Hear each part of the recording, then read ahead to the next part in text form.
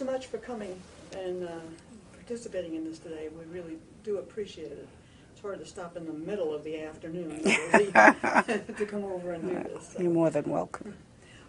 In your own words, could I have you start by just telling me when you hear the word diabetes, what do you think of? When I hear the word diabetes, I think of my husband and his long battle with diabetes. And even as a professional person, he still has all the problems as any other individual. A lot of it is controlling food, making sure he eats the right thing, and trying not to be his mother by telling him what to eat and not what to eat. And I also see it as something that can be so detrimental if it's not in control. The outcome I see for diabetes can be very destructive, but it also can be put in remission, can be put in control, and people can live a healthy, long, healthy life if they only do the things that they're supposed to do to control this disease. What do you think causes diabetes? I believe that a lot of this is hereditary. I haven't done any stats or to find out whether this really is something from parent to child or family history. But from what I have read, just about everyone that I know that has diabetes, if you go back in their lineage, usually some parent, some father, some uncle, someone also has the genes and the disease. And my husband, whom is the person I'd like to talk about today, he has diabetes, have had it for a very long time, and his mother has diabetes, and his sister has diabetes. Actually, two sisters have diabetes, and everyone except one brother out of 8 of them have diabetes. So I believe it's something that's a family trait, a family, something that goes back into the family, that goes from parent to child. And do you have children? I do. Do they have? Thank God, not yet. We have, my husband and I have a kind of a international type of family. We have children that are from ours, and we have from my previous marriage and his previous marriage and our adopted child. So far, no one, thank God, is showing with any of the symptoms of That's diabetes. Good. Yes. And perhaps you're the most worried about his children? Yes, I am, because there's such a history, long history, of those with diabetes and those who have died from diabetic complications. It sounds like maybe he's not the best role model. No, he's not. He is not. If he was here, he would probably tell you different. But as a professional person, he is a retired physician. And all the things that he's taught his patient and how to take care of themselves, eat the right things, exercise, take your medication appropriately, don't overdo. I find that those are all the things that he's doing. And it's very difficult sometimes, because I want to be the person to say, you can't do this and you can't do that. And I did that for a while, but I find now that it's easier just to let him do whatever he feels he needs to do, because we can't control this disease for anyone. They have to do this for themselves. Mm-hmm. What do you think are the risk factors for the disease itself?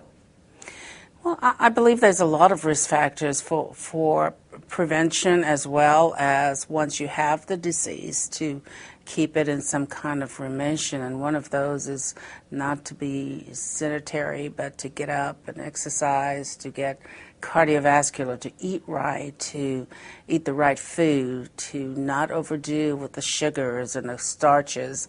I think sometimes people think, well, if I have diabetes, I don't have to eat sugar, but I can eat all the carbohydrates I want. And that, I believe, is just as deadly as having too much sugar. And I believe if they get up and exercise and eat right, and I believe the lifespan could be as long as God allows it to be. Do you you do the cooking in your family? Or? I did. I still do at some point. All our children are grown now, and we're grandparents and great-grandparents, so I don't do a lot of cooking anymore. But I find that even with my husband, trying to get him a balanced meal is very difficult because he's capable of going to the store and buying the things that he wants. When I say no, he says, well, I'll just go get it myself. And those are usually things that are not very good for him, like ice cream. And ice cream is okay if you would eat the low fat and you would eat the low sugar, but he gets the real deal. He gets the real ice cream with all the sugar. And he's so funny because he will eat.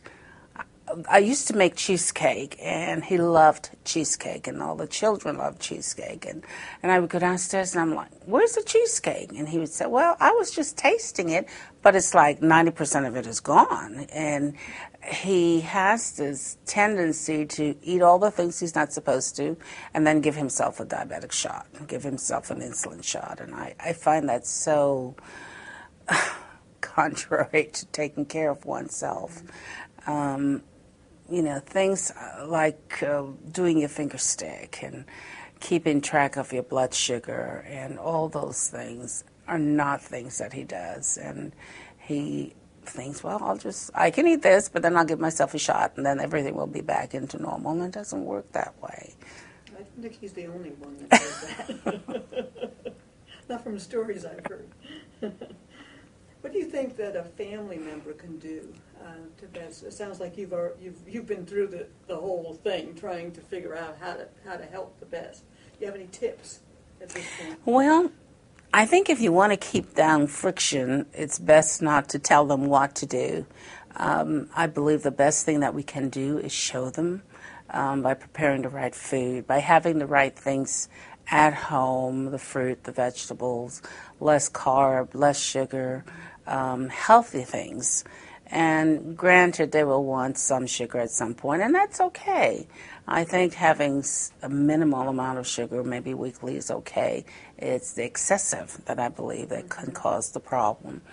As a wife of someone who has diabetes, I believe the best thing I can do is you can encourage them to eat the right things, to do the right things, to get up and go for a walk, or if you can't go for a walk around the house, go outside. I mean, there's all kinds of things that you can do. If you can exercise and go to a gym, all of that I think is going to cause you to have less stress on the hearts and the vital organs, which is affected by diabetes.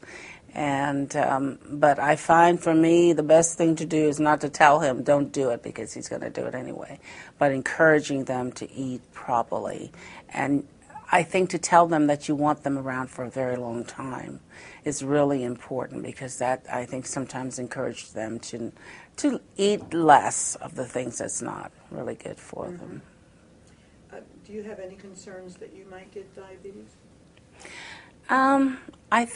I believe as we get older in our lives, we all get something. I hope I don't get diabetes because taking shots are not my forte. I am terrified. I can give shots, but I don't like to take them.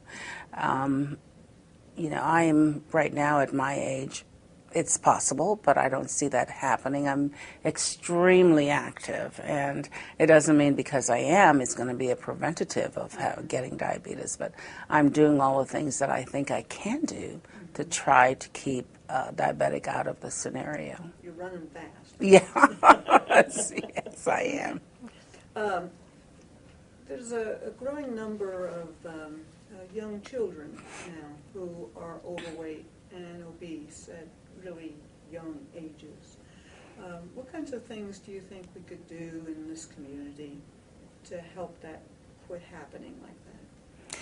Well, that is so true because I have my granddaughter who's temporarily staying with me is 5 years old, and she is focused on sugar, carb, everything that's not really good for her is what she wants, and that's typical of children.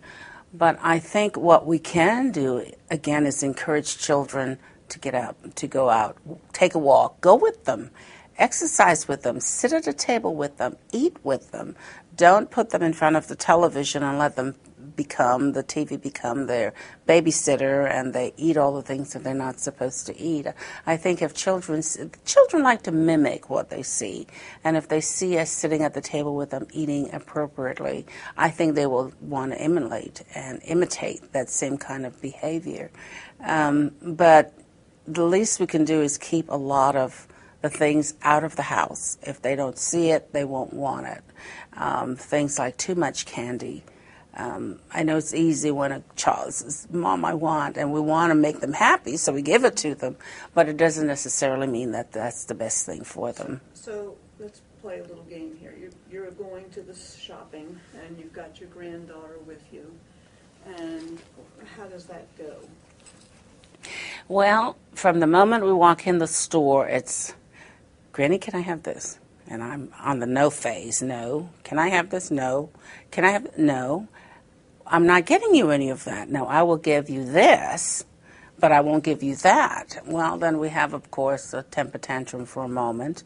And then I said, well, if you don't want what I'm getting you, then we won't get anything at all. So it usually comes down to where I win at some point. I don't tell them that I win, but knowing that they won't get anything really is not something they want to hear. They want to get something when they go into the store. So if I encourage them to get something, even if it's not the most healthiest thing, but it's less risky to give them things like sugar, then they usually will take what I propose. And she finds that works sometimes. We do have the temper thing, and it's like, okay, let's go to the car. We're not buying anything. And we've had those time periods. But I think as adults, we have to be the one to make the decision for these children that's going to be in their best interest. Mm-hmm. It's never easy, is it? No, it's not. Could be a little light.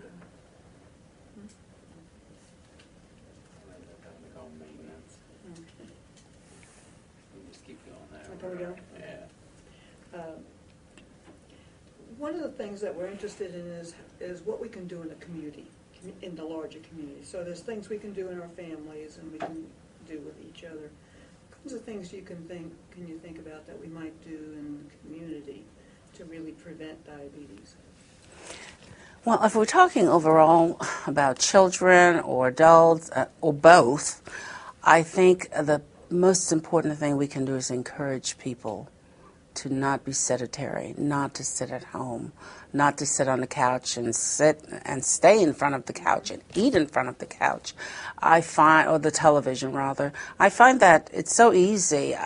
One of the things that I love are brownies, those s'mores, cookies, and I can sit there and I'm going to have two, but I end up having almost a whole pack because it's so easy when I'm watching television to forget how much I've really consumed.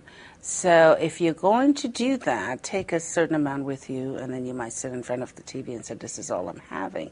But we need to encourage not just children, but adults, that we have got to get out and walk. I don't see a lot of people doing a lot of... Right, so I'm going to stop you right here. So how do we encourage them? That's what I'm looking for. Okay, how do we encourage them?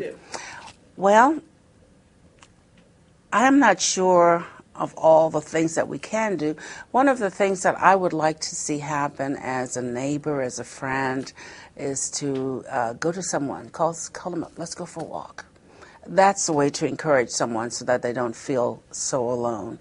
I wish there were more places that we can have people go that's safe, that they can go and take a walk or just get out of the house. And I think another way of encouraging them is, let's go have a cup of coffee. If you're not at home, you're not going to eat as much as you normally would. So let's go for a walk. Let's have a cup of coffee. Let's go for a drive. And I think as a sister and a brother to each other, we need to do that. We need to reach out to people that might not be our biological family member, but they are our brothers and sisters, and we are responsible for them. So picking up a phone and calling someone and encouraging them, finding out how they did today. How was your day? Would you like to go out? I mean, did you eat what you were supposed to do today? Let somebody be that person that stands over you that says, I've got to be accountable to this person. That's hard, being accountable to someone, but I find that it works every time because you don't want them to know that you're not doing well. But if you have someone that you are accountable to, you will find that you're going to more than likely do the things that you're supposed to do. Do you hear people talking about diabetes very much? No, not really. At least in the community where I live, I don't find that people are talking about it, even though it should be something that people talk about. If you talk about diabetes, you have to talk about what you're eating. You have to talk about the problems that comes with diabetes, which is not some of the things people like to talk about. People talk about cancer. Yeah, for some reason it seems like cancer and diabetes is two different things, and because it's like it's not going to happen to me, it's that kind of attitude, and I think when we believe it's not going to happen to me, we can go on with whatever we have been doing, and nothing is going to change. But unless we become proactive in our own health, things can happen to us. I've heard local people say that many people in the black community don't necessarily take care of their health very well, or they don't go to the doctor like they should. Do you have any ideas about that? Well, I'm not sure if it's just in the African American community. I haven't done any statistics to determine whether it's this community or the other. I do know that when I was part of the hospital and we would have some outreach program, some health outreach programs such as cancer screening and diabetes and glucose testing, people were pretty much afraid of going to these things. And the men in particular, when we would do prostate testing, they would not go. I don't know if if there's a shame behind this, or I'm a man and I can't let another man touch me like that. I don't know, but men are not proactive. I find a lot of them are not proactive in their health. The women are a lot more, I think, proactive in going to the doctor, getting their regular checkup. And as someone that's in the medical field who has worked with my husband for many, many years, who've been in the military, I really try to persuade women, you have to do this. You don't know things like breast cancer. You don't know if you have that unless you take a test. You don't know if you have diabetes unless you go in and have some blood drawn. And to encourage them that there's nothing to be afraid of. But if you caught this thing in time, you could have a much better lifespan than if you don't do anything. And then things, by the time you get to it, things are out of control. So what can we do? What can we do to make things better? Talk to people. We need to talk with them. How do we, how do we approach people, and where do we do it at? Well, for the churches that I attend now, the ones that's in the North End area, it's not just an African American churches. It's pretty much wide open. There's African American, there's white, there's Spanish.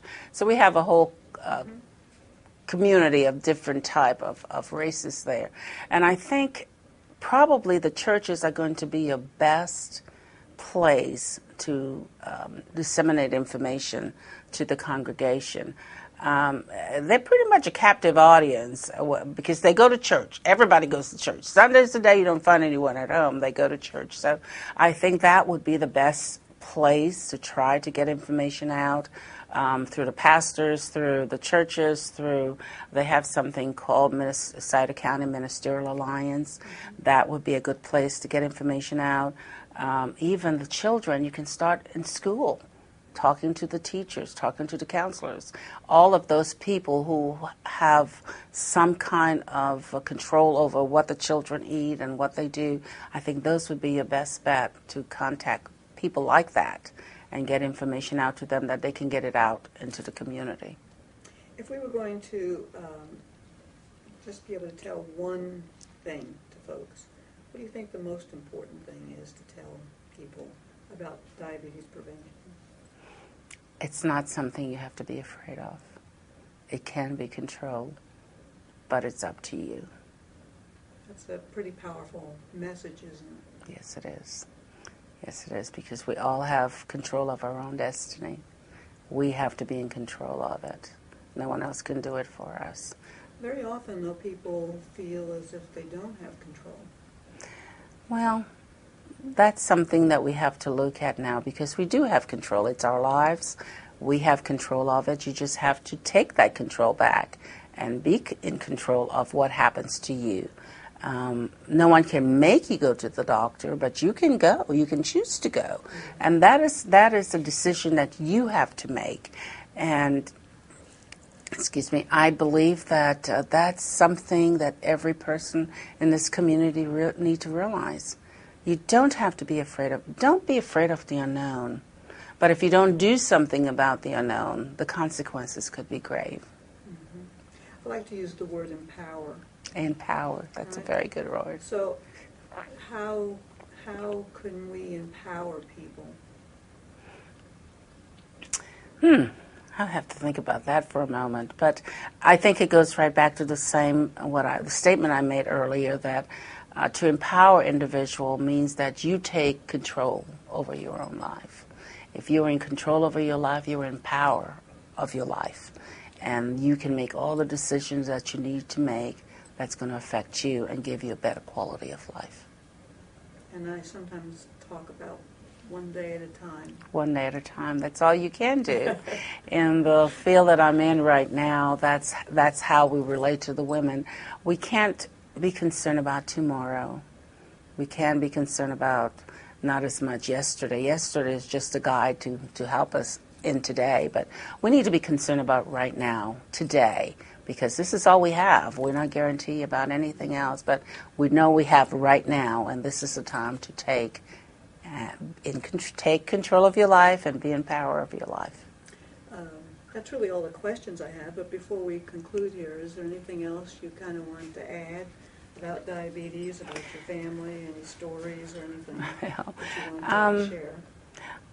I think diabetes was something that I know my family never really looked at before I married into a professional medical field. You ate what you want, you did what you want, it was no big deal. But now diabetes is really coming to the forefront because people are dying of this disease, and it doesn't have to happen.